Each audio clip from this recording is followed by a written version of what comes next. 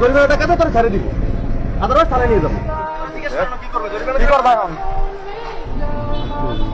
হ্যাঁ কি লেগে মাপ? তুই চালাও ফেলেন, মাপ কিসের আবার? জরিমানা দেওয়ার মতো অ্যাবিলিটি আছে তোমার কাছে? পয়সা আছে? হ্যাঁ, এখন ভাইয়ের কাছে বলো কি করবে? না তোর মাপ নেই, এটা তো ইচ্ছা কি তো, এটা তো ইচ্ছা কি আর খারাপ